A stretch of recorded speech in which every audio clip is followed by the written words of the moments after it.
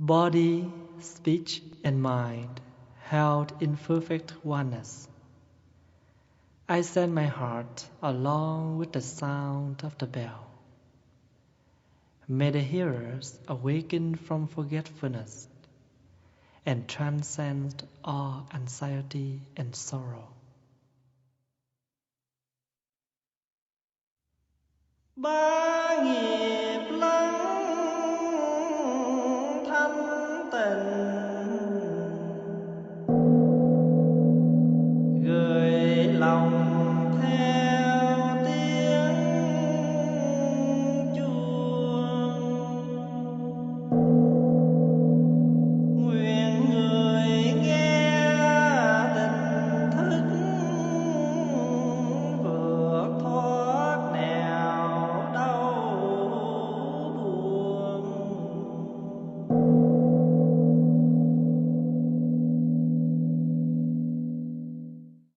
Good morning, my dear brothers, sisters, friends. Welcome to our Sunday service. Today, September 25th, 2016. How are you this morning? I'm happy to see many of you take your time and join our Sunday morning service. One day, the Buddha was asked by a man, "Dear Buddha, what you have gained from meditation?" So someone asked the Buddha, what did the Buddha gain when he meditated? So what you have gained when you meditate? The Buddha said, nothing. I don't gain anything. But instead, I will tell you what I lost. So the Buddha did not gain anything from meditation, but when he practiced meditate, he lose something. And what did he lose? The Buddha said, let me tell you what I lost. Anger, anxiety, depression, insecurity, fear, and so on. A lot of negatives. So first of all, we define what is meditate. What is meditation? Sometimes we think meditation is someone who sits, cross the legs on the cushion, and they sit day and night. Of course, you don't have to spend whole day like that. But if you're able to take off your time each day about 5, 10, 15 minutes,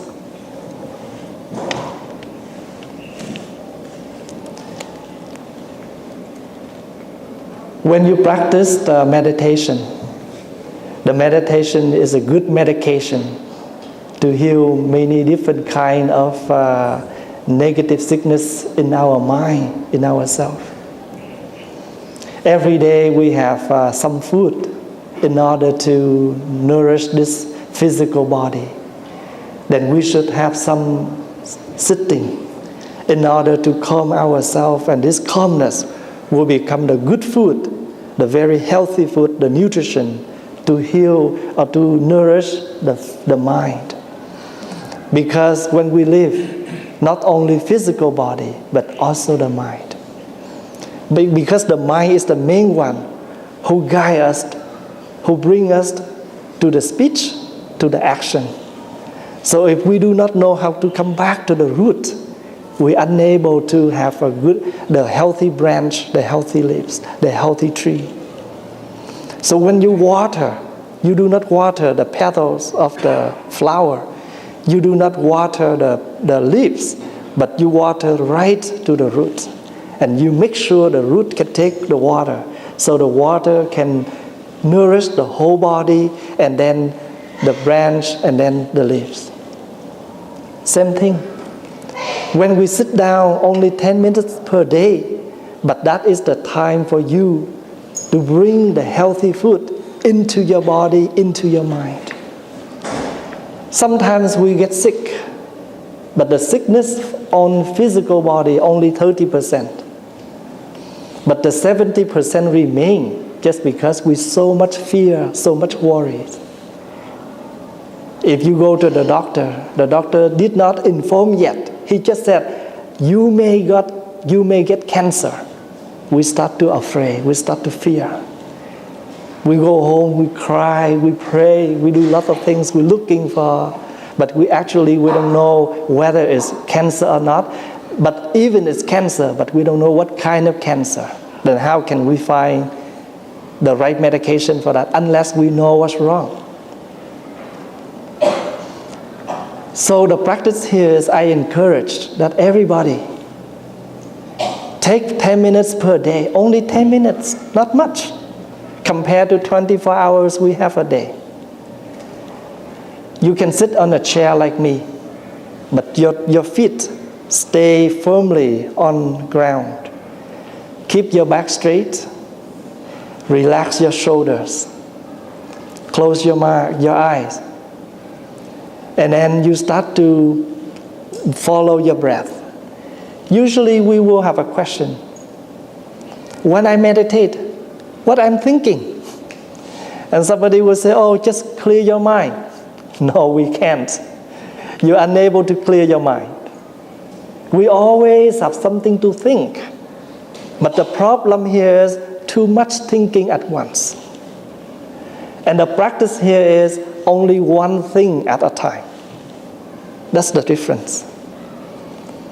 The difference between the one who practices and the one who does not practice is the one who does not practice, they let many kind of thoughts control them and make them so anxiety, so much depressed because they don't know what to do. They cannot focus on one thing. So anything that happened to you, take that as an object for you to meditate on. But first one, the very basic one, is our breath, your breath. What is the most important? What is the most precious one in this life? Our breath. If we stop breathing, everything will be done. Nothing can follow us. So if we do not know how to take care for our breath, then we are unable to do anything. So make sure we know how to breathe every day. Actually, we do breathe. We never stop breathing, don't we? But we never realize. The problem here is we did not aware that we are breathing. We still live, we still alive, but the problem is we do not know that we are alive. So every day, or you can write down something to remind you, breathe, you are alive. Write that and frame it and take it somewhere that you can see regularly to remind yourself. Because if we forgot we are alive, we are living, then we will do a lot of things to waste our life, to waste our time, because we are unable to realize what we're supposed to do for the day we have. One day the Buddha asked the disciples, how long is a human's life?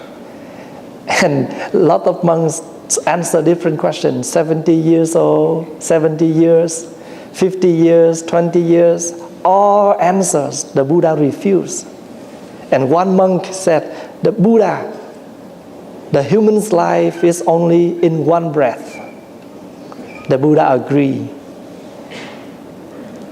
How can we guarantee that we have 20 years to live?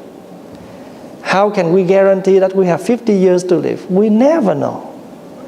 So how long is our life? Only one breath. If we breathe in, we don't breathe out. That's it.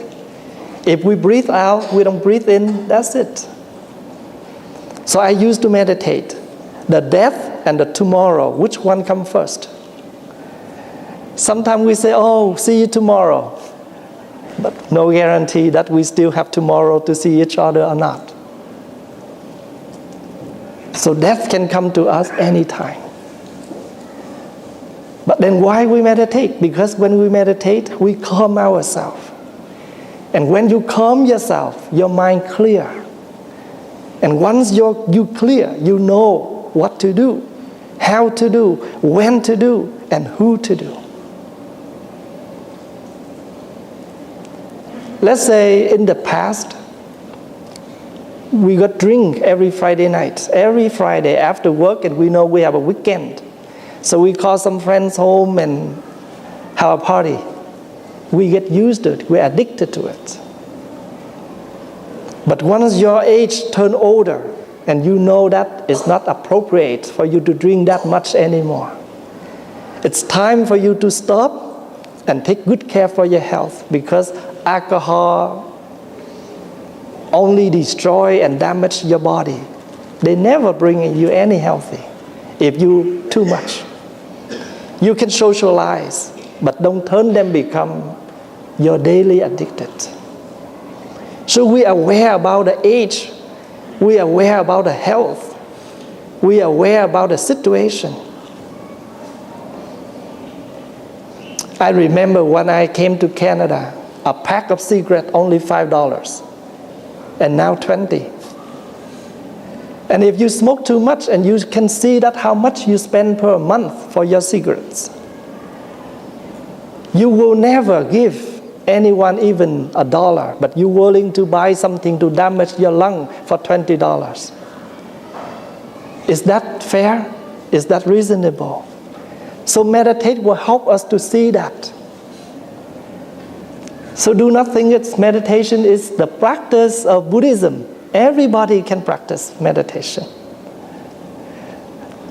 So somebody asked the Buddha, you are all, stay in the temple, take 2 meals a day, you're vegetarian, but how come all the monks look younger than their age? The Buddha said, because they have nothing to worry.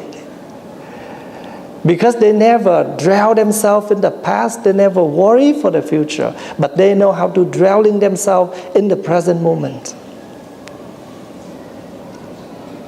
When the family have so much problems, every time problems come, we just grab a jacket, walk to the coffee shop, walk to Tim Hortons, spend time with friends, sit with the iPhone, iPad, but we never willing to deal something in our family. That's never helped. Don't we ever realize that the more technology, the more we depart from our family, we have not much time to contact between us and our loved one, between human and human, but more time with technology, more time with iPhone, more time with iPads, more time with computer. When we have no computer, no iPad, no iPhone, we can write letters, we can write postal card to each other often, but not now anymore. So technology is nothing wrong, but the wrong is we did not clear enough how to manage, how to balance. And if we are unable to balance, what happened? Something will sink down. The relationship, the health. You can meditate. Have we ever spent about $10 to $20 to donate for the temple, to run the temple, or to do some charity? Not even. But we're willing to spend $20 for a pack of cigarettes, but maybe five packs like that per month. You already spend $100. But you never take that $100 to do charity. But don't you know that your $100 can feed many hungry children in the world? I like to shop too. I like new clothes too. I like fancy clothes too. Because we're still human. We have something we want. But usually when I stop by a place, I have to take something I like. But I will remind myself, I have enough. What I need is already enough. But what I want, never enough. So you make sure you control what you like and what you need. Because your need, our daily need is limited. But what we desire for is unlimited. You're unable to afford for everything.